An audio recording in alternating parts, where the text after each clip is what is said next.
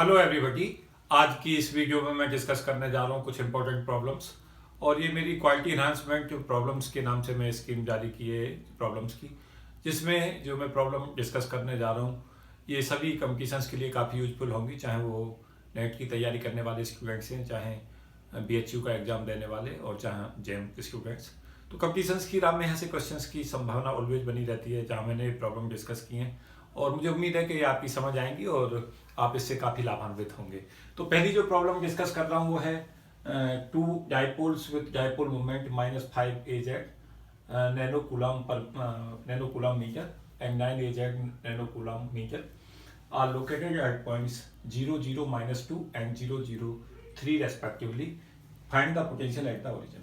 तो दो डाइपोल्स दे रखे हैं और जो डाइपोल्स हैं उनके डाइपोल मोमेंट गिवन है। एक का डाइपोल मोमेंट है -5 AZ और नैनो कूलम मीटर जो है वो वैल्यू है उसकी मैग्नीट्यूड की, और दूसरा जो दे रखा है वो 9 AZ, उसका AZ जो है डायरेक्शन है और 9 नैनो कूलम मीटर जो है उसका डाइपोल मोमेंट है। और जो पॉइंट्स हैं वो दे रखे हैं कि डाइपोल मोमेंट्स जो है फर्स्ट वन वो 0, 0, -2 पे लोकेटेड है और जो सेकंड वन है वो 0, 0, 3 पे लोकेटेड है। पूछा है कि पोटेंशियल ओरिजिन पे कैलकुलेट कीजिए। तो रिमेंबर रखें कि अगर किसी समय पे इस टाइप की प्रॉब्लम्स आती है तो V जो होता है समेशन के बराबर 1 से 2 1/4πε0 pk.rk/r³ ये जनरल एक्सप्रेशन यूज करें। अगर 3 डाइपोल्स हैं तो k की वैल्यू को 1 से लेकर 3 ले जाएं। अगर एक डाइपोल है तो केवल k बराबर 1 लें। अगर 2 डाइपोल्स हैं तो k बराबर 1 और k बराबर 2 लें। इस टाइप से हमें ये क्वेश्चन सॉल्व करना होगा। तो इस एक्सप्रेशंस के अंदर वैल्यू पुट कर दें। एक बार k बराबर 1 फर्स्ट केस के लिए जो ये दिस डाइपोल है और डाइपोल मोमेंट और कोऑर्डिनेट जिसके ये हैं, तो यहाँ पे हमारा जो एक्सप्रेशन से बन जाएगा k बराबर 1 और k बराबर 2 रखने पे वो होगा 1/4πε0 और P1.R1/R1³ प्लस P2.R2/R2³। ये P1 और R1 जो होंगे वो ये डाइपोल मोमेंट होगा, ये पोजीशन वेक्टर होगा। सिमिलरली यहाँ पे होगा ये P2.R2 और ये मैग्नीट्यूड होंगे पोजीशन वेक्टर के R1 और R2। अब हम P1 की वैल्यू यहाँ से देखें कि डाइपोल मोमेंट जो फर्स्ट वन का कितना है, तो ये हमारा -5 AZ है। तो P1 की वैल्यू यहाँ पे लिख लें -5 AZ। R1 पोजीशन ओरिजिन के लिए और जो कोऑर्डिनेट जहाँ पे रखा गया है डाइपोल उनके बीच का पोजीशन वेक्टर कैलकुलेट कर लें। तो 0, 0, 0 ये ओरिजिन के कोऑर्डिनेट होंगे माइनस, और ये जो कोऑर्डिनेट दे रखे हैं उसे यहाँ पे ले लें 0, 0, -2। इसको सब्ट्रैक्ट करें तो 0 - 0 0 हो जाएगा। एक्स कोऑर्डिनेट, वाई कोऑर्डिनेट 0 - 0 लेंगे तो 0 हो जाएगा, और जेड कोऑर्डिनेट हो जाएगा 0 - -2 मीन्स +2, तो ये 2 AZ हो जाएगा और ये यूनिट वेक्टर को रिप्रेजेंट करेगा। और जब हम मैग्नीट्यूड कैलकुलेट करेंगे तो R1 का जो मैग्नीट्यूड होगा वो 2 होगा। सिमिलरली जो डाइपोल मोमेंट है सेकंड डाइपोल का वो है 9 AZ, तो P2 को 9 AZ लिख लें। पोजीशन वेक्टर कैलकुलेट करने के लिए ओरिजिन का और जो डाइपोल है सेकंड वन उसके बीच की डिस्टेंस कैलकुलेट कर लें R2, वो होगा 0, 0, 0 ओरिजिन के कोऑर्डिनेट होंगे माइनस, और जो ये कोऑर्डिनेट है इसके गिवन है डाइपोल मोमेंट सेकंड वन के 0, 0, 3। उसके बाद इसे सब्ट्रैक्ट करें तो एक्स कोऑर्डिनेट में 0 - 0 0 हो जाएगा, वाई कोऑर्डिनेट में 0 - 0 0 होगा, और जेड कोऑर्डिनेट होगा 0 - 3, तो -3 AZ वैल्यू होगी। और जब हम इसका मैग्नीट्यूड कैलकुलेट करेंगे R2 का तो वो 3 होगा, क्योंकि फिर हम माइनस साइन उसमें कंसीडर नहीं करेंगे।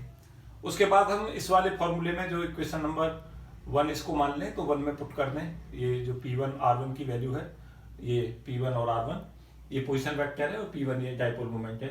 सिमिलरली P2 और R2, और मैग्नीट्यूड के लिए ये R1 और R2 की वैल्यू यहाँ से पुट कर दें। तो ये हमारा 1/4πε0 की वैल्यू डायरेक्ट पुट कर दें 9 × 10⁹9, और ये जो वैल्यू आएगी -10/2³ होगा, क्योंकि P1.R1 की जो वैल्यू हम यहाँ से इन दोनों का इसके साथ डॉट प्रोडक्ट लेंगे तो ये हमारा -10 आ जाएगा।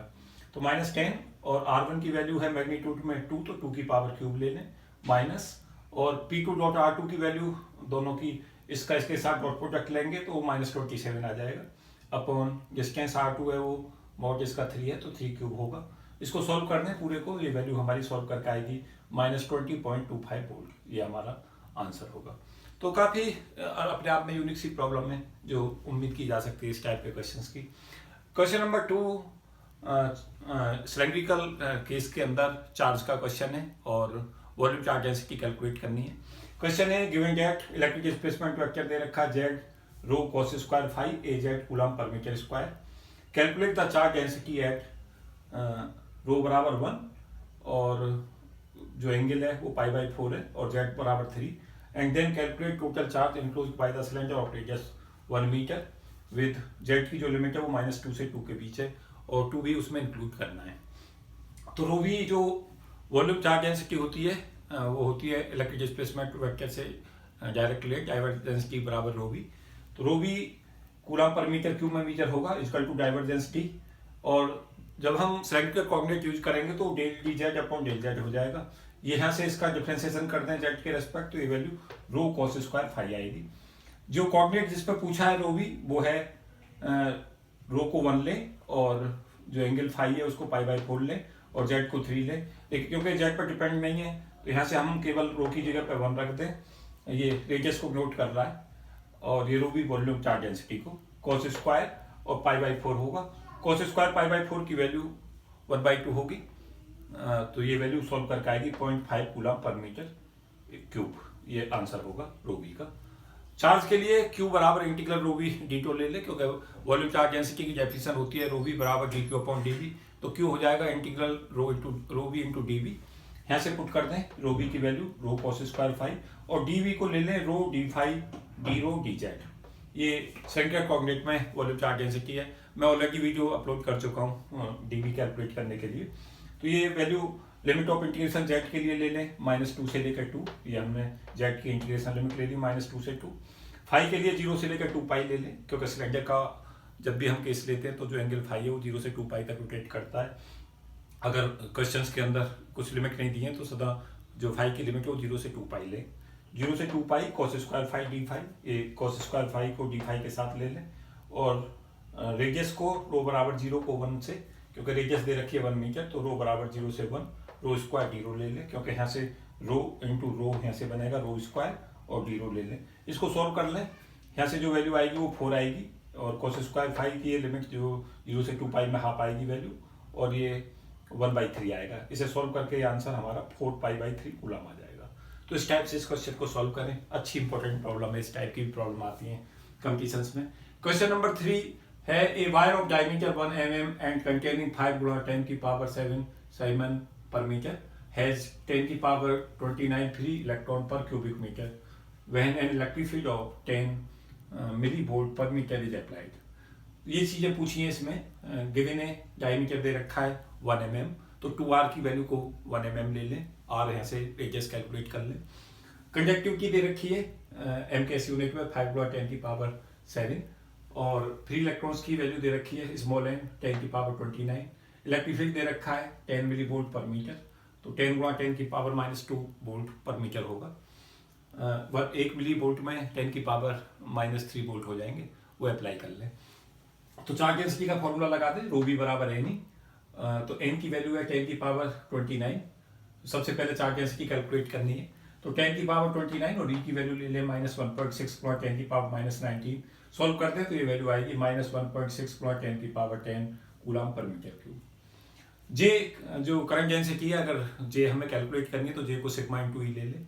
तो सिग्मा जो दे रखा है क्वेश्चंस में वो है 5 × 10⁻7 और ई जो है वो दे रखा है 10 × 10⁻³ ले लें और ये सॉल्व करके हमारा जो वैल्यू होगा वो होगा 500 kilo ampere per metre square, क्योंकि करंट डेंसिटी जो है वो एम्पियर पर मीटर स्क्वायर में मेजर की जाती है।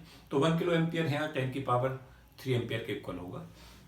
आई करंट को कैलकुलेट करने के लिए आई बराबर JS होता है, J बराबर I/S भी लिख सकते हैं। S जहाँ एरिया होगा तो 5 × 10⁻4 जो हमने ये वैल्यू J की कैलकुलेट की है यहाँ से इसको यहाँ लिख दें और S जो एरिया है जिसके अंदर पूछा गया है वो एरिया यहाँ से निकाल लें। πr² का फॉर्मूला लगाएं और r की जगह पे d/2 कर दें तो एरिया हो जाएगा πd²/4। यहाँ से वैल्यू सॉल्व कर लें। J की वैल्यू 5 × 10⁻4 रख दें π/4 और d की वैल्यू यहाँ से कैलकुलेट कर लें और जो ये d होगा जब 2r की वैल्यू 1 mm होगी तो यहाँ से r भी हमारा कैलकुलेट हो जाएगा 1 mm/2। तो फिर इसको सॉल्व कर लें, ये आंसर सॉल्व करके आ जाएगा 0.393 एम्पियर। ड्रिफ्ट वेलोसिटी कैलकुलेट करने के लिए जो एक्सप्रेशंस हैं वो यूज किया है। ड्रिफ्ट वेलोसिटी इसमें पूछी गई है J बराबर रो वी इंटू यू, तो यू हो जाएगा हमारा ड्रिफ्ट वेलोसिटी इक्वल टू J/रो वी वॉल्यूम चार्ज डेंसिटी हमने कैलकुलेट की हुई है 1.6 10 की पावर 10, वो इस वाले क्वेश्चन में कैलकुलेट हुई है। और जे दे रखा है 5 10 की पावर 5 जो हमने कैलकुलेट किया है यहाँ से। तो इसको सॉल्व कर लें, ये वैल्यू सॉल्व करके मिलेगी 3.125 10 की पावर -5 मीटर पर second.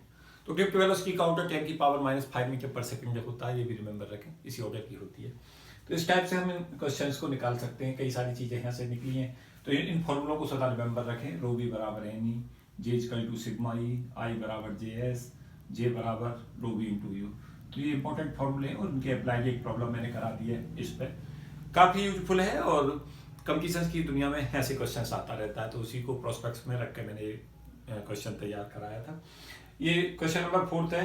In a non magnetic medium, एक नॉन मैग्नेटिक मीडियम में इलेक्ट्रिक फील्ड दे रखा है वेव का 4 साइन, ब्रैकेट में है 2 पाई गुणा 10 की पावर 70 माइनस 0.8x, और ए जेड डायरेक्शन है, और ये वोल्ट पर मीटर इसकी यूनिट दे रखी है।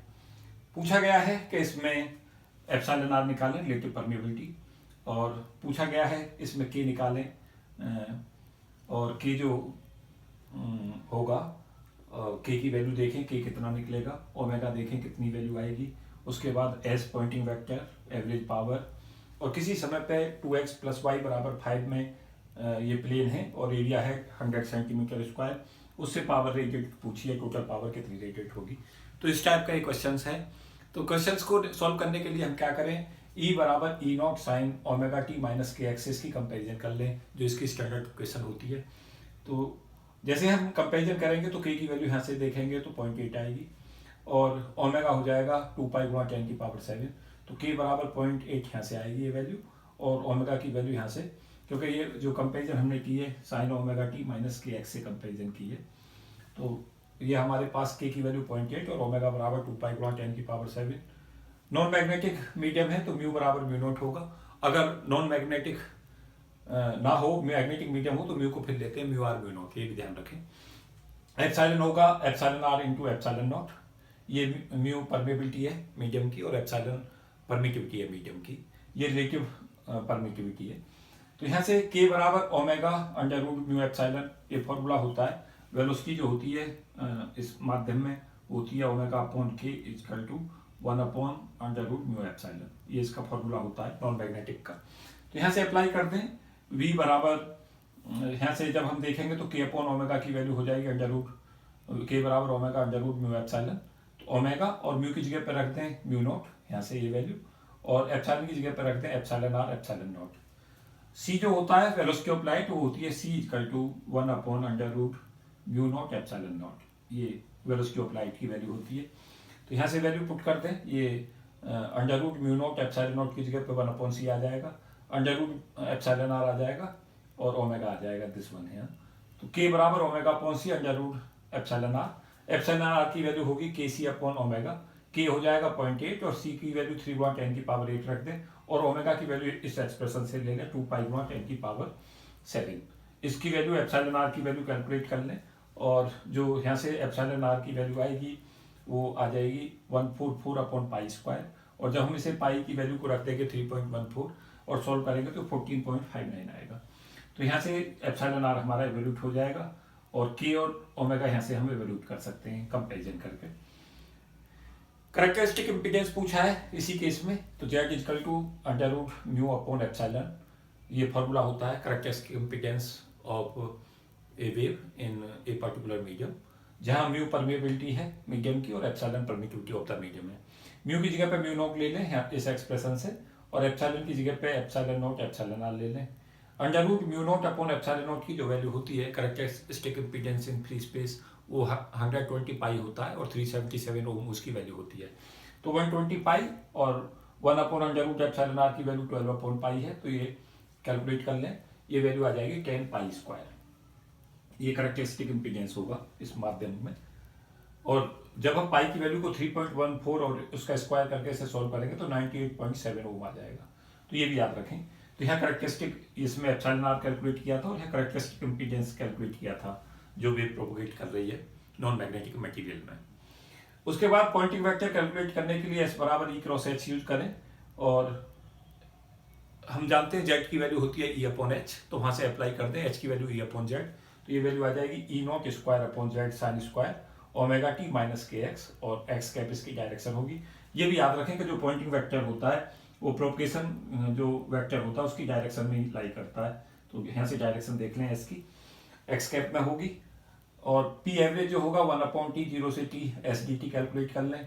जब हम इसका एवरेज लेंगे पूरी साइकिल के अंदर, तो साइन स्क्वायर का एवरेज जो होता है पूरी साइकिल में, वो वैल्यू जो आती है वो हाफ आती है, क्योंकि साइन स्क्वायर जो होगा वो 0 और 1 के बीच में लाई करेगा। जब हम उसका एवरेज लेंगे पूरी साइकिल में, तो 0 + 1/2 आके वो हाफ वैल्यू देगा। तो यहाँ से जब हम इसकी वैल्यू को हाफ लिख देंगे तो E naught square upon 2z X cap आ जाएगा। ई नॉट की वैल्यू यहाँ से कंपेरिजन कर लें, ई बराबर E naught sine omega T minus K X से, तो ई नॉट की वैल्यू 4 होगी, तो ई नॉट स्क्वायर रख दें, वो वैल्यू हो जाएगी 16, क्योंकि ई नॉट है 4 तो ई नॉट स्क्वायर 16 होगा। 2 इंटू जेड की वैल्यू ले लें, जेड हमने हाइवैल्यूट किया हुआ है 98.7 ओम या 10 पाई स्क्वायर, तो 16/2 इंटू पाई स्क्वायर और एक्स कैप, ये इसका आंसर आ जाएगा। टोटल पावर रेडिएटेड पूछी है 2x + y = 5 और एरिया दे रखा 100 सेंटीमीटर स्क्वायर। इस पर क्वेश्चंस लगातार आ रहा है, तो ये भी ध्यान रखें कि इसको कैसे हम सॉल्व करते हैं। तो 2x + y = 5 के करस्पॉन्डिंग एक यूनिट वेक्टर ले लेते हैं, और यूनिट वेक्टर की जो डायरेक्शन होगी वो होगी, पहले इसका ले लेंगे हम, जैसे हमने कोई फंक्शन लिया 2x + y - z, तो यूनिट वेक्टर हो जाएगा उसका gradient f upon gradient f का मैग्नीट्यूड। तो जैसे हम इसका ग्रेडियंट f कैलकुलेट करेंगे तो वो आ जाएगा 2x कैप + y कैप, और जब मैग्नीट्यूड कैलकुलेट करेंगे उसका तो वो आ जाएगा √2² + 1 स्क्वायर। तो यूनिट वेक्टर यहाँ से जो बनेगा वो आएगा 2x cap + y cap upon √5, और x कैप और y कैप मैंने यूनिट वेक्टर लिए हैं। हम x कैप को ax भी लिख सकते हैं और y कैप को ay भी लिख सकते हैं, क्योंकि कुछ बुक्स जो है यूनिट वेक्टर को x कैप y कैप लेती हैं, कुछ बुक i कैप और j कैप यूज करती हैं, कुछ ax और ay यूज करती हैं। तो सिंबल जो मीनिंग है उसको इसी प्रोसेस में देखा जाना चाहिए। तो यहाँ पी एवरेज का फॉर्मूला होगा, इस पर्टिकुलर प्लेन से पास हो रहा है, तो हम integral P average into D S ले लें, तो पी एवरेज इंटू एस और यूनिट वेक्टर की वैल्यू ले लें। पी एवरेज हमने यहाँ कैलकुलेट किया हुआ था, यहाँ से ये वैल्यू पुट कर दें, ये वैल्यू आएगी 81 इंटू 10⁻³ एक्स कैप। एरिया ले लें, एरिया है 100 सेंटीमीटर स्क्वायर, और हम जानते हैं 1 सेंटीमीटर होता है 10⁻² मीटर, तो 1 सेंटीमीटर स्क्वायर की जो वैल्यू होगी वो 10⁻⁴ मीटर स्क्वायर होगी। तो ये एरिया बन जाएगा 100 इंटू 10⁻⁴, और डायरेक्शन के लिए ले लें 2x cap + y cap by √5। इसको सॉल्व कर दें, तो x कैप और x कैप के साथ जो डॉट प्रोडक्ट है वो तो वैल्यू 1 दे देगा, और x डॉट और डॉट y कैप जो है वो 0 हो जाएगा, क्योंकि जब दोनों वेक्टर पैरेलल में आएंगे तो वो वैल्यू 1 दे देंगे। a डॉट b बराबर 1 होगा अगर a और b दोनों यूनिट वेक्टर हैं और एक ही दिशा में है। अगर वो दोनों वेक्टर्स यूनिट वेक्टर हैं और दोनों परपेंडिकुलर है तो 0 देगा। तो इसका इसी के साथ में वैल्यू कैलकुलेट कर लें, तो ये वैल्यू आएगी 81 इंटू 10⁻³ इंटू 100 गुणा 10⁻⁴ और 2/√5। उसको सॉल्व कर लें तो वैल्यू आएगी 72.4 माइक्रोवाट, ये इसका आंसर हो जाएगा। तो इसको देख लें, तो काफ़ी यूजफुल और मोस्ट इंपॉर्टेंट प्रॉब्लम है। मुझे लगातार उम्मीद रहती है यहाँ से क्वेश्चंस आने की, लगातार कंपटीशंस की दुनिया में क्वेश्चंस आता है, तो इस क्वेश्चंस को देख लें एक बार करके, कहीं कोई प्रॉब्लम है तो बात करें। इसके जो फॉर्मूले हैं, ये चारों फॉर्मूले जरूर याद कर लें, ये चारों ही यूजफुल फॉर्मूले हैं। साथ साथ ये रो भी कैलकुलेट करने का एक्सप्रेशंस देखें कि हम कैसे कैलकुलेट करते हैं सिलेंड्रिकल के केस में। मेरी जो वीडियो है जो मैंने ऑलरेडी अपलोड कर रखी हैं, line charge density, surface charge density, volume charge density पे, उन्हें देख लें। काफ़ी यूजफुल वीडियो है, वो भी ऑलरेडी मैं डिस्कस कर चुका हूँ, और ये अपने आप में कुछ थोड़ी डिफरेंट सी प्रॉब्लम थी जो मैंने डिस्कस की है, इस प्रॉब्लम के पैटर्न को भी समझ लें। तो काफ़ी यूजफुल और काफ़ी इंपॉर्टेंट कंसेप्ट मैं इस वीडियो में डिस्कस कर रहा था। मुझे उम्मीद है कि वीडियो आपको पसंद आएगा और काफ़ी यूजफुल होगा सभी कंपटीशंस इसके स्टूडेंट्स को, चाहे वो किसी भी कंपटीशंस की प्रिपरेशंस कर रहे हैं। तो इस वीडियो में केवल इतना ही, मैं कुछ और क्वालिटी इन्हांसमेंट प्रॉब्लम्स कुछ और डालूंगा, और आप लगातार मेहनत करते रहें और अपने कमेंट बॉक्स में कमेंट देते रहें, सजेशन देते रहें, जिससे मुझे आगे की रूपरेखा मिलती रहे। साथ साथ मैं ये भी कहना चाहूँगा कि वीडियो मेरी तरफ से गांव के बच्चों को समर्पित हैं जो गाइडेंस के अभाव में आगे नहीं बढ़ पाते, तो वहाँ तक इन्हें पहुँचाने का प्रयास करें, और देश में जो बच्चे गाइडेंस के अभाव में आगे नहीं बढ़ पा रहे हैं उन्हें बढ़वाने में सहयोग करते रहें। ये सभी वीडियो मेरी तरफ से उन्हीं बच्चों को समर्पित हैं। Thank you and best wishes.